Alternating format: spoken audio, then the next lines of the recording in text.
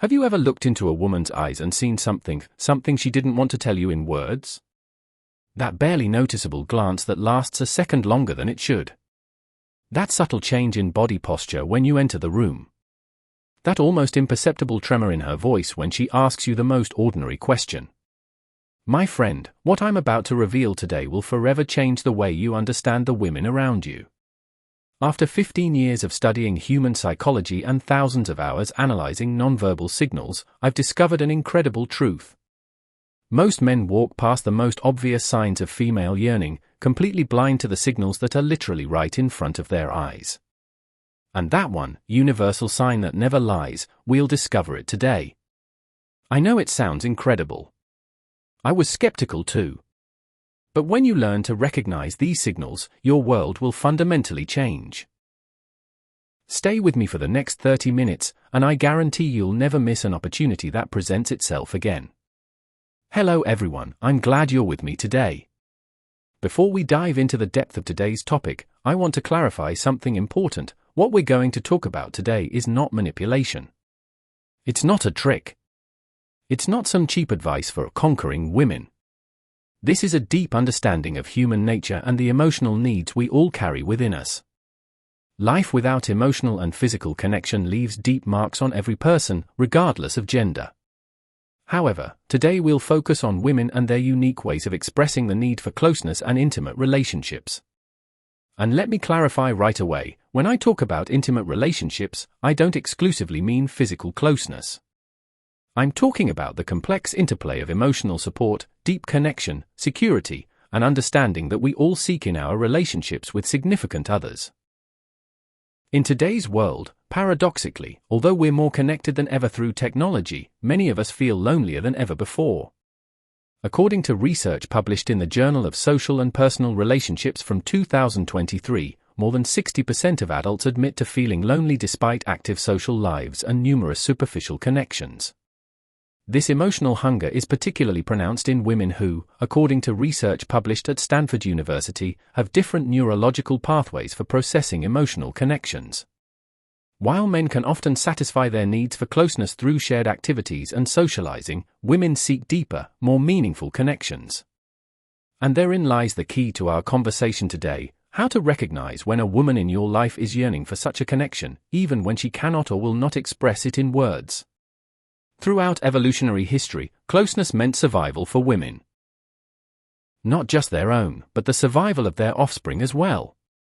This deep, biological need for a secure bond is woven into the female psyche in ways that modern psychology is only beginning to understand. Dr. John Gottman, one of the most respected experts on interpersonal relationships, has spent more than 4 decades studying couples with his team of researchers. What he discovered is fascinating. Women have an incredibly sophisticated internal radar for emotional changes in their environment. They register even the smallest changes in tone of voice, facial expression, or body posture of their partner. But equally, they themselves emit a constant stream of signals about their emotional needs. According to research conducted at Harvard University, women use an average of 2,500 more words per day than men. But what's even more interesting, they communicate almost 70% of their emotional needs non-verbally. Through gestures, tone of voice, facial expressions, and other subtle signals that we'll analyze in detail today. But before we dive into specific signs, I want to share a key insight with you. We all carry within us a deep longing to be seen, understood, and accepted as we are. And when that need is not met, it finds ways to express itself, often beyond our conscious control. The first and perhaps most obvious sign that a woman is yearning for deeper connection is her increased need for attention. Think of it this way: every human being has an emotional account that needs regular deposits in the form of attention, recognition, and validation. When a woman doesn't receive these deposits through a deep emotional connection, she will often unconsciously seek smaller deposits from a multitude of different sources. According to a study published in a Psychological Bulletin, women who feel emotionally disconnected show 40% more activity on social media, especially posting content that attracts compliments and validation of their worth. But this isn't just a modern phenomenon related to technology. Throughout history, we can track similar patterns of behavior, from the complex social rituals of the Victorian era to the subtle signals we can recognize today. It's crucial to understand that this search for attention isn't superficial vanity. It's a deep, often unconscious need to feel visible, valuable, and significant in the eyes of others. When a woman posts her photos on social media and carefully monitors reactions, she's actually looking for what she lacks in the real world: the feeling of being noticed, of being important, of her inner world having significance to someone. And here's where most men make a mistake. They see this behavior as superficiality or a need for validation of appearance, when it's actually about a much deeper emotional hunger. The second signal that can reveal an inner yearning for closeness is marked changes in emotional behavior. Jung's concept of the persona, the mask we wear in public, is particularly relevant here. When a person carries too heavy an emotional burden, that mask begins to crack. The result is often unexpected, seemingly unpredictable emotional reactions. According to research conducted at Oxford University, women who feel a lack of emotional closeness show up to 30% greater variability in everyday emotional reactions. This emotional instability is not a sign of mental imbalance, but of an internal conflict between what a person feels and what they believe they can or should show. I've seen it countless times in my practice: a woman who appears completely calm and composed suddenly reacts intensely to a seemingly benign situation. Or conversely, remains cold and distant in moments when most people would show an emotional reaction. This emotional unpredictability is actually deeply predictable when we understand that it's a compensatory mechanism. Internal frustration due to an unfulfilled need for closeness must find its outlet somewhere. In traditional Jungian psychology, this would be called the shadow, repressed parts of oneself that inevitably find their way to the surface, often in ways that appear irrational to an outside observer. Instead of perceiving such reactions as dramatizing or exaggerating, see them as a signal, as a deep call for understanding and connection coming from the most vulnerable parts of someone's being. The third signal is more subtle, but extremely reliable: the use of flirting as a primary means of communication. Flirting is a fascinating psychological phenomenon. At its core, it's a game of possibilities, hints, and subtle promises of closeness. When a woman who lacks intimate connection flirts, she's actually experimenting with the feeling of closeness, often without intending to lead that flirtation to an actual physical relationship. According to research by Dr. David Givry from the University of Toronto, there's a significant difference between instrumental flirting, which has a clear intention of seduction, and compensatory flirting, which serves as an emotional substitute. Compensatory flirting is often more intense, less focused, and appears in situations that objectively have no romantic potential. What's crucial to understand is that this kind of flirting is not necessarily an invitation to a romantic or sexual adventure. It's often an unconscious attempt to experience a moment of connection, to feel a glimpse of the intimacy that is missing in life. In their research, psychologists from the University of Michigan discovered that people who use flirting as a means of emotional compensation often show a greater tendency toward casual conversations with strangers, maintaining multiple superficial relationships, and occasionally sharing extremely personal information in early stages of acquaintance, all in an attempt to create the illusion of closeness they deeply desire. The fourth signal might seem contradictory at first glance: excessive focus on professional success or hobbies. In his book, Man's Search for Meaning, Viktor Frankl, the founder of logotherapy, describes how human beings, when they cannot satisfy one basic need, often redirect all their energy toward another. This redirection is not a conscious decision, but a deep psychological mechanism of self-protection. A woman who feels emptiness in her emotional life may completely dedicate herself to her career, not out of pure ambition, but as a way to fill the void she feels. Through professional success, she receives recognition, structure, and a sense of purpose that compensates for the lack of emotional connection. According to a study published in the Journal of Personality and Social Psychology, people who feel emotionally disconnected show 70% higher likelihood of developing what psychologists call compulsive work habits, excessive investment in work that goes beyond healthy ambition and enters the sphere of emotional compensation. Similarly, hobbies can become not just a way of spending free time, but almost an obsessive pursuit of mastery and control. Psychologists from the University of California have identified a pattern they call compensatory perfectionism. A state in which a person tries to create a sense of control and self-sufficiency through perfect execution of a certain activity, masking a deep longing for connection. So, the next time you meet a woman who seems completely dedicated to her career or is incredibly passionate about her hobbies, ask yourself, is it authentic passion or perhaps an attempt to fill a void that exists on an emotional level? The fifth signal is one of the most commonly misinterpreted: an increased need for physical contact in everyday interactions. Touch is not just one of the 5 basic senses, it's a fundamental human language, older than speech. Research in neuroscience shows that physical touch releases oxytocin, a hormone that reduces stress and creates a sense of connection. People who lack intimate touch in romantic relationships often unconsciously seek this chemical reward through other forms of physical contact. Dr. Helena Morrison from the University of Edinburgh has studied a phenomenon she calls tactile compensation, an increased tendency toward physical contact with friends, acquaintances, and even pets in people who feel a lack of intimate closeness. A woman who yearns for intimacy will often show subtle but recognizable patterns of behavior: prolonged hugs with friends, more frequent touching of the hand or shoulder during conversation, sitting closer to others than is socially expected. These gestures are not sexual in nature, they are unconscious attempts to satisfy a fundamental human need for connection through touch. According to research published in the Journal of Nonverbal Behavior, people who lack romantic closeness show up to 40% more incidental touches in everyday interactions, gestures such as touching the hand during conversation, friendly tapping on the shoulder, or staying in a hug longer than is socially expected.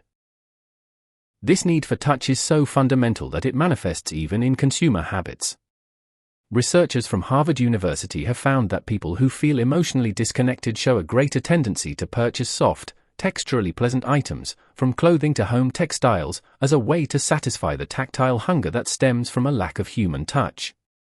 The sixth signal delves into the realm of inner emotional life, frequent fantasizing about idealized romantic scenarios. The human mind is a marvelous simulation machine. When we cannot satisfy a certain need in reality, our mind often creates vivid internal scenarios in which those needs are met. This isn't escapism in a negative sense, it's a sophisticated psychological survival mechanism. According to research conducted at the University of Toronto, women who feel a lack of emotional and physical closeness spend on average 30% more time in a state that psychologists call daydreaming wakefulness. A state in which a person is physically present but mentally immersed in an inner narrative. These inner narratives often include idealized versions of romantic encounters, deep conversations with imaginary partners, or imagined scenarios in which they experience the kind of deep connection they yearn for. Psychologist Dr. James Pennybaker from the University of Texas has studied the linguistic content of journals kept by people with an unsatisfied need for closeness. He discovered a fascinating pattern: their entries contain 50% more words related to sensory experiences and 30% more words describing emotional states. In other words, their inner world becomes more intense, vivid, and detailed as compensation for the lack of these experiences in reality. The seventh and final obvious signal is increased consumption of romantic content, movies, series, books, and music that portray idealized versions of love relationships. This is perhaps the most easily recognizable sign, but its psychological foundation is far more complex than it appears at first glance. It's not just about escapism or entertainment, this is a sophisticated form of emotional self-regulation. According to research conducted at the University of Pennsylvania, consumption of romantic content activates the same reward centers in the brain that are activated during actual romantic experience, albeit to a lesser extent. For a person lacking real closeness, these contents become a kind of emotional food that partially satisfies the psychological hunger for connection. Neuroscientists have discovered a fascinating phenomenon: when we follow an emotional story, our brain secretes hormones that create a feeling as if we ourselves are experiencing those experiences.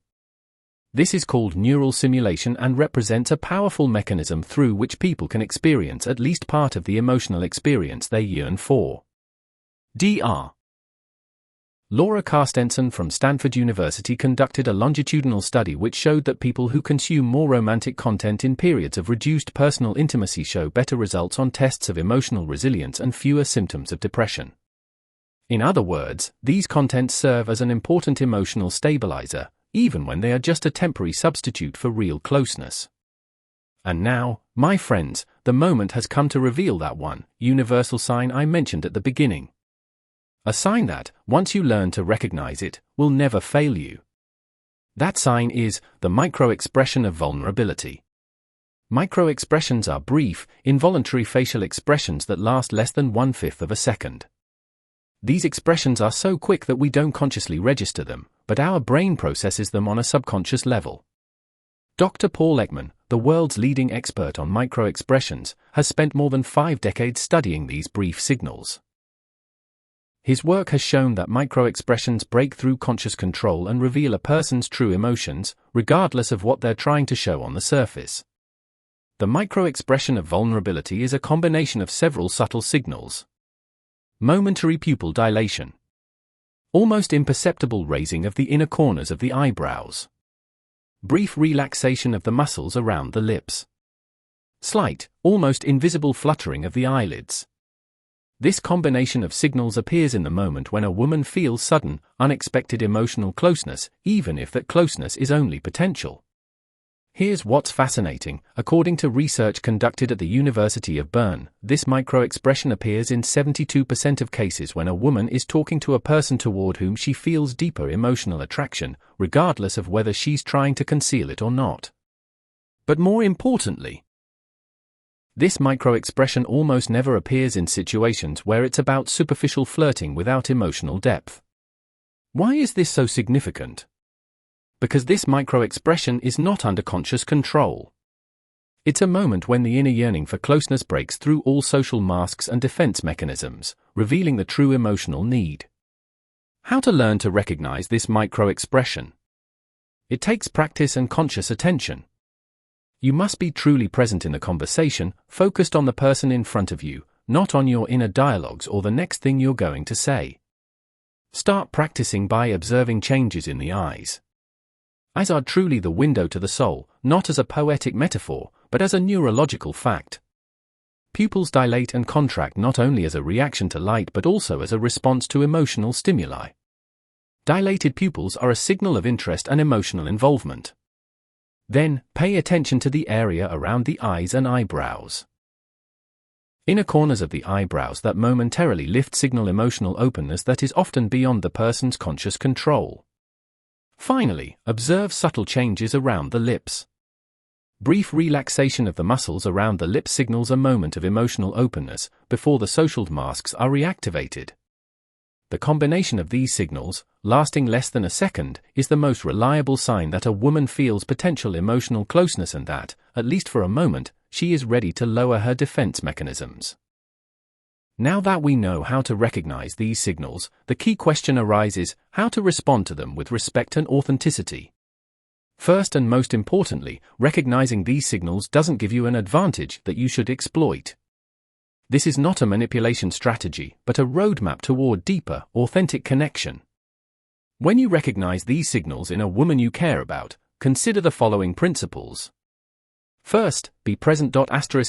True presence may be the rarest gift we can offer someone today. In a world of constant distractions, the ability to completely focus your attention on the person in front of you has become almost a superpower. Research shows that the feeling of being seen activates the same reward centers in the brain as physical touch. Second, create an emotionally safe space. According to attachment theory, people open up and connect only when they feel emotional safety. This means your reaction should be predictable, non-judgmental, and reliable. Dr. Gottman's research shows that emotional safety begins with connection attempts, small gestures of attention and recognition that build the foundation of trust. Third, practice conscious listening. This isn't just waiting for your turn to speak, but actively processing what the other person is saying, with the intention to understand rather than just respond. Research from Harvard University shows that conscious listening can reduce cortisol, the stress hormone, in the speaker by as much as 40%. Fourth, be authentic in your vulnerability. Vulnerability is not weakness, it's the highest form of emotional courage.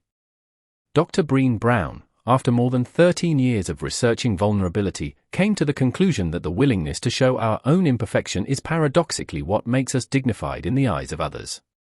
Authentic vulnerability creates a space in which others feel safe to show theirs. And finally, be patient. Deep emotional connection is not something that happens overnight.